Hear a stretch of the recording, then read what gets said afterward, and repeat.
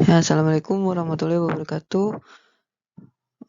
Kami dari kelompok 2 ingin menjelaskan tugas dari penulisan ilmiah yang berjudul perbedaan dari skripsi, tesis, dan disertasi. Nah, yang pertama di sini adalah latar belakang, memperkenalkan atau luaskan ilmu yang telah dipelajari merupakan tuntutan dari tanggung jawab sosial, sementara mengembangkan dan upaya menemukan hal-hal baru di bidang keilmuan yang telah dipelajarinya merupakan tuntutan dari tanggung jawab moral dari setiap orang yang telah mempelajari sebuah ilmu pengetahuan. Dalam proses penyusunan skripsi, tesis, dan disertasi didahului dengan penulisan proposal, penulisan artikel ilmiah untuk seminar hasil, dan diakhiri dengan ujian. Nah, skripsi, tesis, maupun disertasi harus disusun dengan menggunakan prosedur, acuan, dan kebenaran yang berlaku pada dunia keilmuan. Skripsi, tesis, maupun disertasi harus memenuhi 3 persyaratan utama, yaitu isi kajian berada dalam lingkup pengetahuan keilmuan, langkah pengerjaannya menggunakan metode keilmuan, tampilannya sesuai dan memenuhi persyaratan sebagai tulisan ilmiah. Nah, skripsi, tesis, dan disertasi merupakan tugas akhir sebagai salah satu persyaratan harus ditempuh para mahasiswa untuk memperoleh gelar akademik pada jenjang pendidikan tinggi sebagai sarjana, magister, maupun doktor. Rumusan masalah yang kami gunakan yang pertama adalah bagaimana pengertian dari skripsi, tesis, dan disertasi. Yang kedua, apa saja perbedaan skripsi, tesis, dan disertasi. Yang ketiga, bagaimana sistematika dan ketentuan penulisan skripsi, tesis, dan disertasi. Nah, yang pertama ada skripsi. Nah, skripsi merupakan karya ilmiah dalam bentuk laporan hasil penelitian dengan permasalahan bidang tertentu yang ditulis oleh mahasiswa di bawah bimbingan dosen pembimbing sebagai syarat penyelesaian studi jenjang sarjana S1. Sebagai karya ilmiah yang bersifat formal, skripsi ditulis dengan menggunakan sistematika yang telah ditentukan oleh institusi atau fakultas masing-masing yang terdapat dalam buku pedoman penulisan skripsi, tesis, atau disertasi yang diterbitkan oleh fakultas atau universitas. Nah, namun demikian, lazimnya skripsi ditulis dalam 5 bab dengan sistematika sebagai berikut. Yang pertama, bab 1 berisi pendahuluan meliputi latar belakang masalah, ruang lingkup tulisan, rumusan masalah, tujuan penulisan, dan sistematika skripsi. Bab 2 memuat kajian pustaka dan landasan teori. Yang ketiga berisi metode penelitian. Bab 4 sajian data dan pembahasan. Dan bab 5 penutup memuat simpulan, implikasi penelitian, dan saran. Baik, berikutnya yaitu mengenai tesis.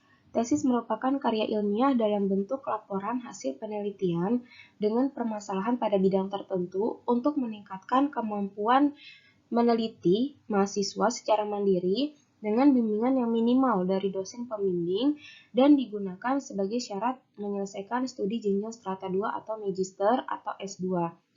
Jadi pada penulisan tesis, porsi bimbingan dari dosen itu tentunya lebih sedikit daripada porsi bimbingan dosen pada saat membimbing mahasiswa S1 dalam menyelesaikan skripsi. Jadi di penulisan tesis mungkin sekitar 70-80% penulisan tesis itu dilakukan secara mandiri oleh mahasiswa yang bersangkutan. Nah, berbeda dengan skripsi, tesis ini lazimnya bersifat interdisiplin. Jadi sudah menggabungkan beberapa disiplin ilmu sehingga nantinya analisis masalahnya itu lebih kompleks daripada skripsi. Seperti halnya skripsi, penulisan tesis itu juga berada di bawah bimbingan dosen pembimbing yang berkualifikasi doktor atau S3 atau memiliki jabatan akademik sebagai profesor atau guru besar. Tesis seperti skripsi ditulis juga dengan sistematika yang telah diatur dalam pedoman penulisan skripsi atau tesis atau disertasi. Oleh karena itu, mengenai sistematika penulisan tesis bisa dilihat pada skripsi di subbab 2.1.1. Tesis seperti halnya skripsi juga lazim dilengkapi dengan tabel, daftar kata atau glosarium, daftar singkatan, dan gambar atau foto jika perlu dan jika ada. Berikutnya yaitu disertasi.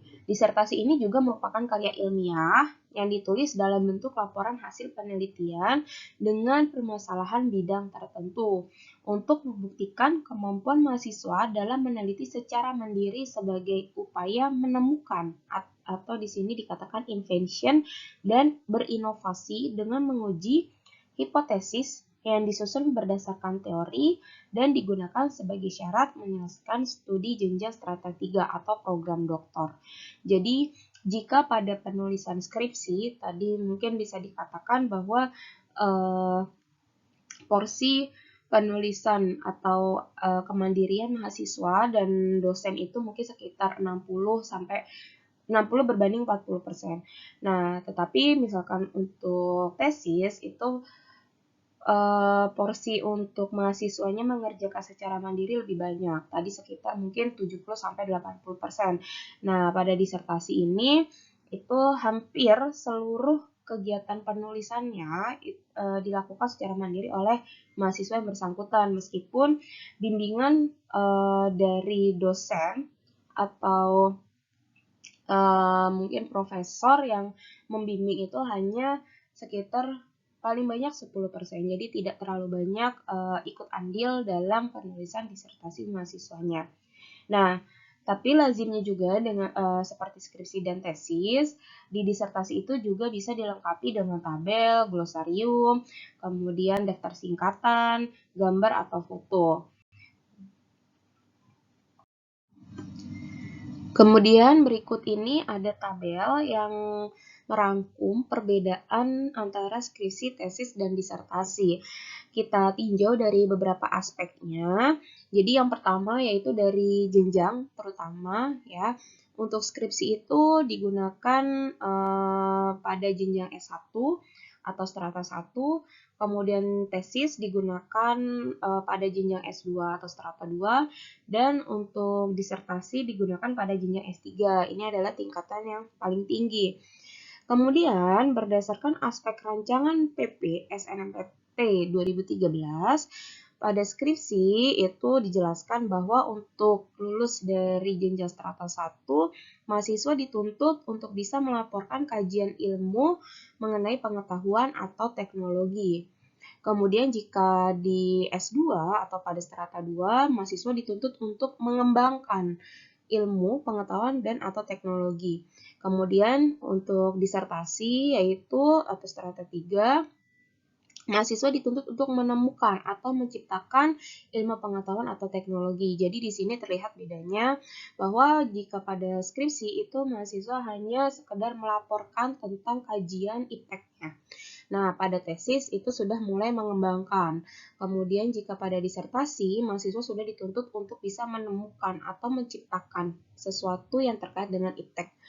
Kemudian pada aspek permasalahan, pada skripsi, permasalahan itu bisa diangkat dari pengalaman empirik atau yang tidak terlalu dalam. Nah, pada tesis itu diangkat dari pengalaman empirik dan teoritik dan sudah bersifat mulai mendalam. Kemudian pada disertasi diangkat dari kajian teoritik yang didukung fakta empirik yang bersifat sangat mendalam. Kemudian tadi tentang kemandirian penulis yang sudah dibahas secara singkat pada slide sebelumnya.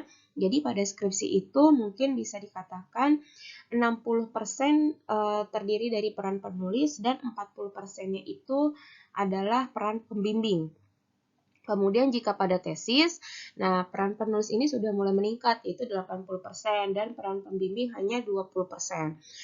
Jika pada disertasi, itu peran penulis sudah lebih banyak lagi, yaitu 90%, dan peran pembimbing itu mungkin hanya sekitar 10%.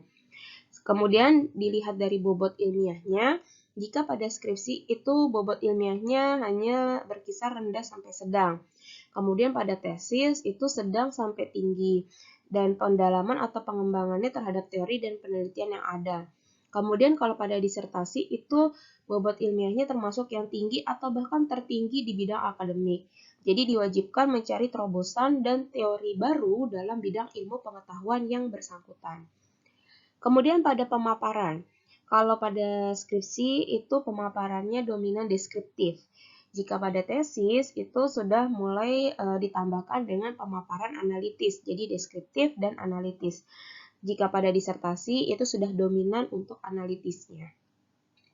Kemudian untuk model analisisnya sendiri, pada skripsi itu masih tergolong model yang analisis rendah sampai sedang.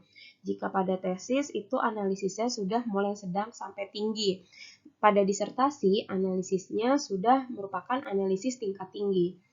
Kemudian untuk rumusan masalahnya, nah rumusan masalah ini juga nantinya akan bergantung pada pembahasan atau permasalahan yang akan dibahas. Kalau pada skripsi itu rumusan masalahnya hanya sekitar 1-2. Pada tesis itu minimal 3. Kemudian pada disertasi itu harus lebih dari 3. Jadi nanti akan berkaitan dengan pembahasannya, di mana pada tesis, pada skripsi itu tadi model analisisnya itu kan rendah sampai sedang. Jadi untuk rumusan masalah 1-2 itu masih tidak terlalu mendalam. Kemudian untuk tesis dia sudah mulai rumusan masalahnya itu minimal 3, artinya sudah mulai tingkat analisisnya sedang sampai tinggi. Nah, pada disertasi itu lebih dari 3, jadi analisisnya sudah yang tingkat tinggi. Kemudian ditinjau dari metode atau uji statistiknya. Jika pada skripsi itu biasanya memakai uji kualitatif atau deskriptif. Nah, uji statistik parametrik gitu ya, atau uji satu pihak dua pihak, atau statistik non parametrik seperti binomial, Chi kuadrat, rantes, kemudian juga bisa juga uji hipotesis komparatif, uji hipotesis asosiatif, korelasi, regresi, uji beda, uji chi-square, dan yang lain-lain. Nah, untuk tesis sendiri, itu biasanya memakai uji kualitatif lanjut atau regresi ganda atau korelasi ganda. Bisa juga masuk ke multivariat atau multivariat lanjutan ya, atau regresi dummy, data panel, persamaan simultan, regresi logistik, log linear analisis, ekonometrika statik dan dinamik, bisa juga time series, path analysis atau SEM. Nah, pada disertasi itu hampir sama dengan tesis dengan metode yang lebih kompleks saja, yang lebih berbobot, yang bertujuan mencari terobosan dan teori baru dalam bidang ilmu pengetahuan. Kemudian untuk jenjang pembimbingnya sendiri, pada skripsi itu yang membimbing adalah dosen dengan minimal gelar magister. Kemudian untuk tesis yaitu gelar pembimbingnya minimal doktor dan magister yang berpengalaman. Pada disertasi minimal profesor dan doktor yang berpengalaman. Kemudian untuk orisinalitas penelitiannya sendiri, kalau pada skripsi itu masih bisa kita katakan sebagai replika penelitian yang lain dengan tempat kasus yang berbeda. Jadi hanya variabel saja yang berbeda. Kemudian kalau untuk tesis yaitu mengutamakan orisinalitas. Nah, pada disertasi itu sudah ditekankan bahwa disertasi harus orisinil. Kemudian untuk penemuan hal yang baru pada skripsi itu tidak harus, tapi kalau pada tesis itu lebih diutamakan dan pada disertasi itu menjadi sesuatu yang diharuskan. Kemudian untuk publikasi hasil penelitiannya sendiri, untuk skripsi publikasinya itu biasanya hanya di internal kampus dan bisa disarankan juga pada publikasi nasional. Nah, kalau untuk tesis itu minimal harus publikasi nasional. Sedangkan untuk disertasi itu sudah harus nasional dan internasional. Kemudian untuk jumlah rujukannya sendiri, skripsi itu minimal 20. Untuk tesis minimal 40 dan untuk disertasi minimal 60 rujukan. Yang terakhir yaitu untuk metode atau program statistik yang biasa digunakan. Kalau skripsi untuk kualitatif ya biasanya dia juga manual. Kemudian bisa juga masih menggunakan Excel atau SPSS. Nah, jika pada tesis itu bisa memakai program statistika kualitatif lanjut ya atau SPSS, bisa juga dengan AMOS, bisa juga dengan LISREL dan yang lain-lainnya. Untuk disertasi itu juga hampir sama dengan tesis, bisa menggunakan program kualitatif lanjut ya yang kita bisa gunakan SPSS juga, tadi bisa juga menggunakan AMOS, LISREL dan yang lain-lain. Baik, saya akan melanjutkan presentasi berikutnya.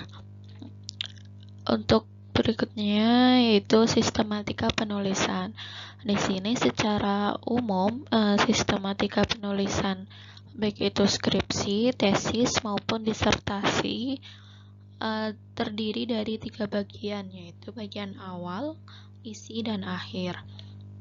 Jadi setiap perguruan tinggi biasanya akan menerbitkan sendiri pedoman penulisan tugas akhir yang berupa skripsi, tesis, maupun disertasi. Di sini akan kita uraikan secara garis besar dari ketiga bagian di atas. Yang pertama itu ada bagian awal, yang kedua nanti akan ada bagian isi, dan yang ketiga bagian akhir.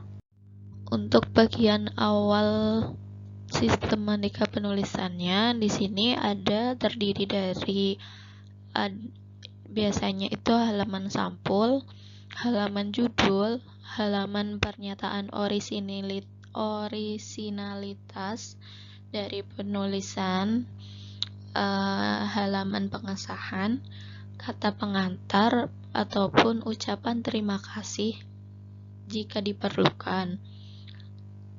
Setelah itu ada halaman pernyataan persetujuan publikasi karya ilmiah untuk kepentingan akademis, abstrak dalam bahasa Indonesia dan bahasa Inggris, daftar isi, daftar tabel jika terdapat tabel, daftar gambar jika terdapat gambar, daftar rumus dan jika di makalah tersebut terdapat rumus, dan daftar yang lain ini jika diperlukan. Selanjutnya ada daftar lampiran. Untuk daftar tabel, gambar, dan daftar lain ini digunakan untuk memuat nama tabel, gambar, dan sebagainya yang terdapat dalam penulisan karya ilmiah. Jadi dari penulisan nama tabel, gambar, dan lainnya,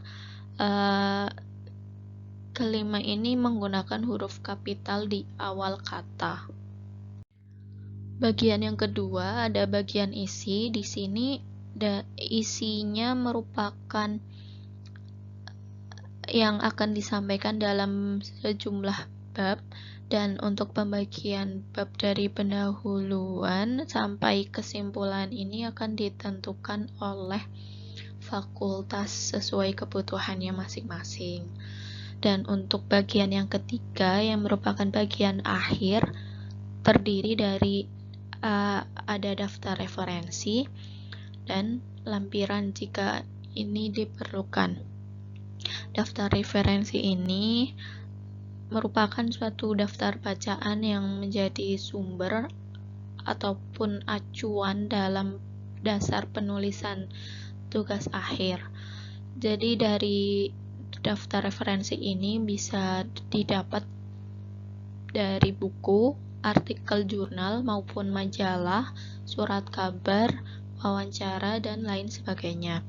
Dan untuk lampirannya sendiri merupakan data ataupun pelengkap hasil olahan yang nantinya ini akan menunjang penulisan tugas akhir tersebut, tetapi tidak dicantumkan di dalam isi tugas akhir. Jadi biasanya untuk lampiran ini tidak terdapat di dalam tugas akhirnya tersendiri.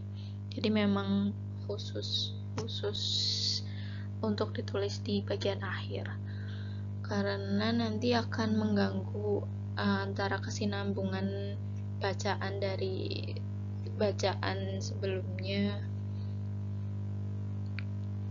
Dan untuk lampiran ini perlu disertakan, dikelompokkan sesuai dengan jenisnya.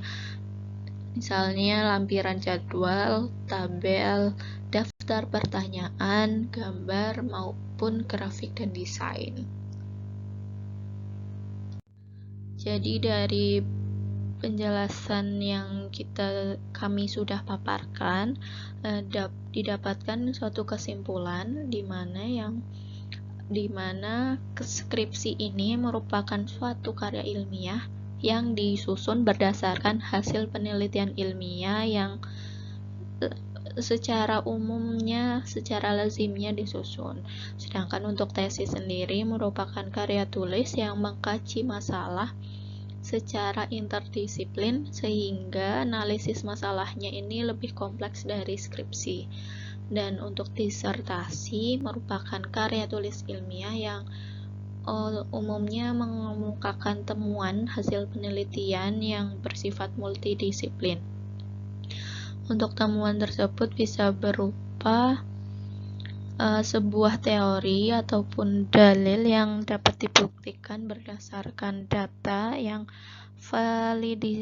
validitasnya dapat dipertanggungjawabkan secara ilmiah dengan analisis yang mendalam. Dan skripsi, tesis, disertasi ini sama-sama merupakan karya ilmiah yang dibuat oleh mahasiswa untuk mendapatkan suatu gelar akademik. Jadi untuk dari perbedaan ketiganya ini terdapat pada jenjang rancangan PPSNPT 2013, permasalahan, kemandirian penulis, bobot ilmiah, pemaparan, model analisis, jumlah rumusan masalah, metode atau uji statistik, jenjang pembimbing atau penguji, orisinalitas penelitian, penemuan hal-hal baru, publikasi hasil penelitian, jumlah rujukan atau daftar pustaka, serta metode atau program statistik yang digunakan. Sekian pemaparan presentasi kami dari kelompok 2. Apabila ada kekurangan dan kelebihan dari kami saat menjelaskan, kami mohon maaf. Wassalamualaikum warahmatullahi wabarakatuh.